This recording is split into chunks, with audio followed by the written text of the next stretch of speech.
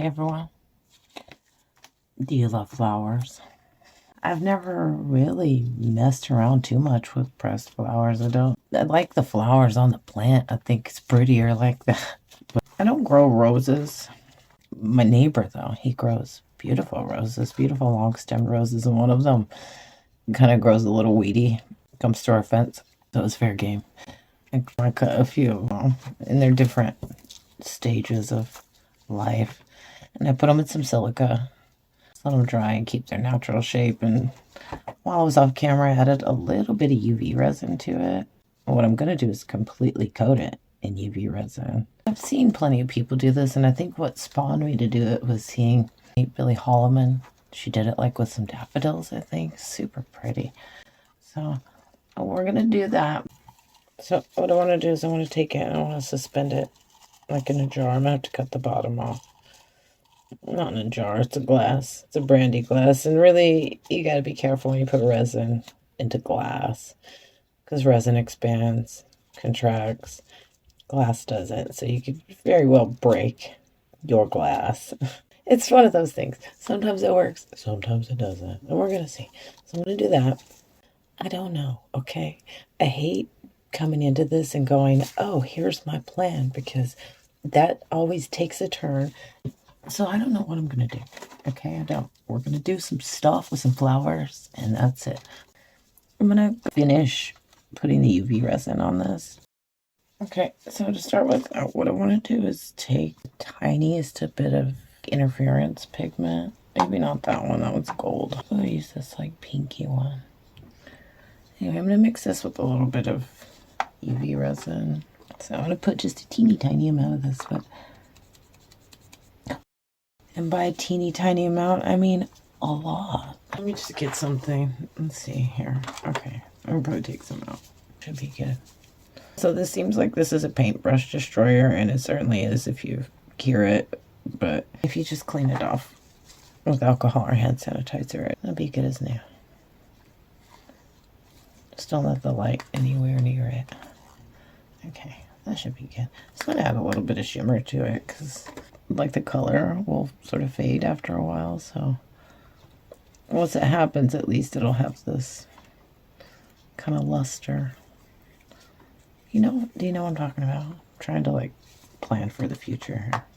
This was a little tricky to do at first, because this flower's really delicate. When you dry them out like this, they get like paper. It's like right there. And luckily too, I have a pretty high powered UV lamp. I'm not too worried about this, like not curing all the way, because it absolutely will. Plus I live in California. When all else fails, just put it out in the sun. Radiation radiates. Okay. That should be nice. You can't even tell what I'm doing there. I can't even, but I know that out in the light it'll pick it up once it's all said and done. It'd be cool to do one of these in black. Ooh. Do you want me to do one of them in black? I could.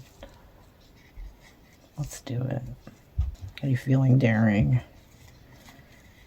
Do you think I'm gonna ruin it? Probably will.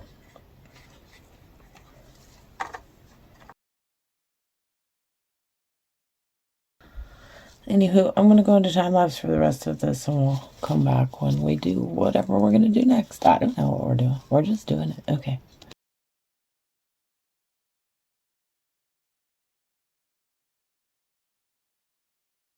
So those little terrarium things. I'm going to put this one into the terrarium.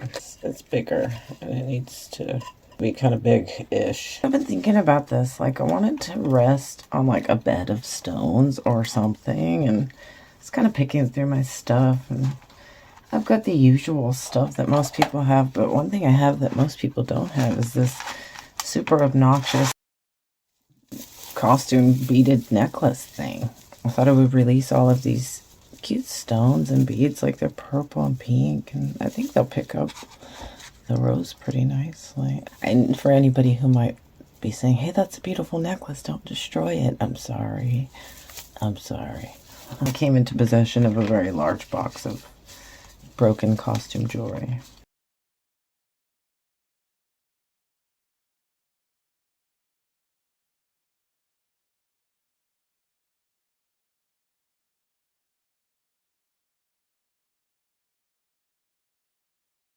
I have a feeling I'm going to be finding these little beads laying everywhere for the next 5 years.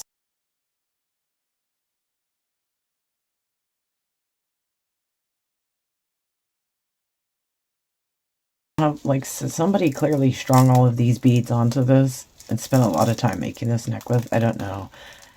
Bead maker people, how do you have the patience? Like, I made quilts, and that takes a lot of patience, but this, no. No. I'm sorry. There's no amount of money you could pay me to do this. Imagine being the person that made this necklace stumbling onto this video.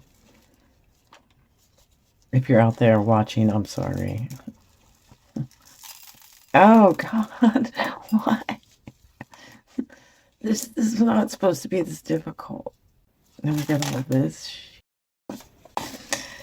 Okay, I'm going to finish getting these out, and then we'll come back. Okay. I got all the beads released. I mixed up some resin. So I guess all I need to do is just mix the beads with the resin and dump it in and put the rose in, and we'll be done. But it's never that easy, is it? It's never that easy. I could chop this footage down into like 30 seconds and make it look like it's that easy, but that would be a lie. I need to mix this separate because I think I'm going to use this one for something else. I don't know. So much noise. See, aren't you glad I muted that? Isn't that nice? Yeah, I try to be nice. Okay, let's get some of this in here. Has anybody ever done this? I've never done this. Most of the stuff that you see me put up, I've never done. It's an idea I had, and I film it, and sometimes it works out.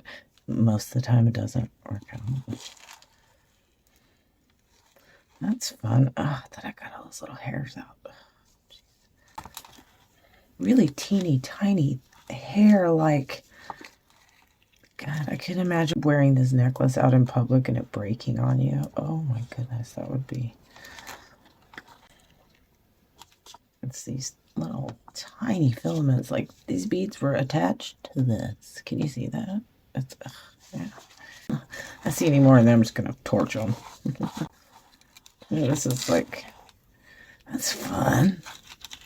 And obviously, it looks darker because it's wet, but once it dries, like all that blue will come back.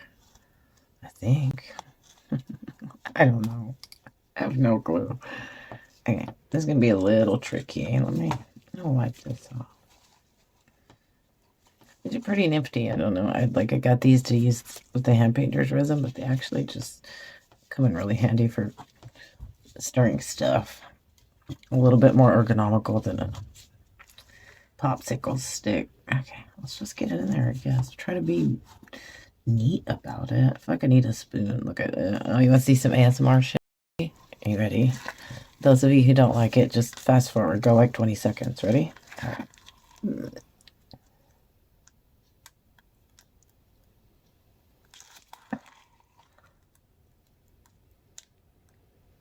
Ew. Gross. Okay, that's enough. Enough with that. What's wrong with you people? I'd save myself a whole lot of trouble if I just made videos where I just sit here stirring stuff. Oh, yeah, that'd be fun. Okay. I don't know what to do here. I'm just going to pour it in. We're going to pour it because that's what we do. Can you see? You can't see. I can't even see. We're blind here.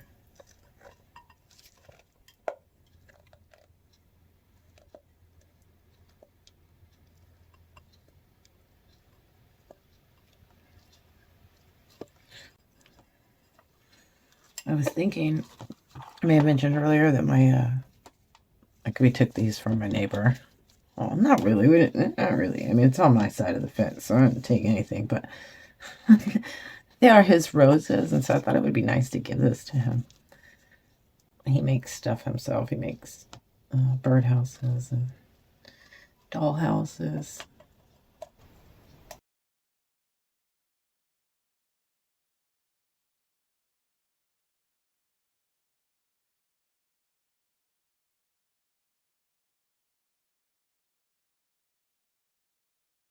And ultimately, whenever I reuse a piece, I try to be mindful of like the original artist. Try to respect the integrity of their work, even if I'm dismantling it and turning it into something else. And quite honestly, the idea that maybe somebody will find this out in the wild, 50 years from now, if it doesn't break, and do something else with it, that's a cool idea. I like that. Plus, I'm going to be dead. I'm not going to care. Okay. Let's just... Okay, now we got to get the rose in there. Very carefully get the rose in there. It's got a little bit of a base down there because we were doing the UV. Make sure it's cured. Okay. Should be good. Should be good. Okay. Let's get her in there. I'm sorry if you can't see. I can't really tilt it back because it's going to run up on the side. I can't see either. We're doing this blind together. That was wise of me to have that little base on there because it's a lot easier to place it. And that should just disappear. Let's get some beads on top. That's cool. That's really cool. Hey, look, I made that. I made that. You think my neighbor will like it? Do you think he'll hate it? If he hates it, I'm stealing his newspaper. Spoon. We need the spoon. Spoons are handy. Why don't we use spoons more? Oh, no. That's probably why. This is what I wanted to do. I get some of that resin onto there. It's pretty coated in UV resin, but I just want to, for good measure, make sure that it's completely covered.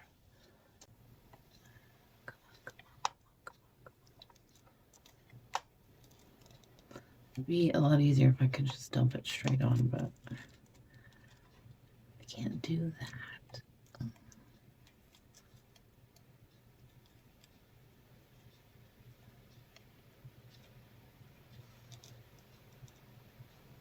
Just move it around slowly. Like resin will do what resin does, which is just flow and drip. So just let it flow, let it drip. There we go. That should be good. I think that's good. That's good. We could go through that hole. No? Yeah, there we go.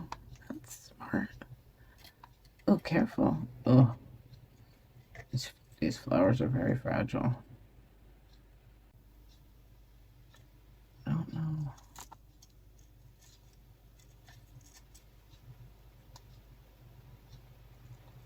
Okay, I think I'm just gonna leave it.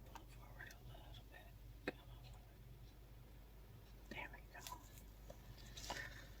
Yeah, I think that's good. Just one more of these. I can't put any more resin in there because it's right up to the top right there. So we're just gonna leave it and we'll come back in a bit. Okay. All right, well, that ought to wrap this one up. You're gonna have to look at the outside shots on this one because I already gave it to my neighbor. It was a good segue into getting more roses from him for the next projects that you're going to be seeing coming up. So stay tuned for part 2 and part 3. Oh, and by the way, my neighbor really liked it. He liked it so much that his wife snatched it right out of his hands. That's nice. That's nice. Anyway, if you got this far into the video, I really appreciate you watching. As always, hope you learned something. Hope you try something. See you next time, folks.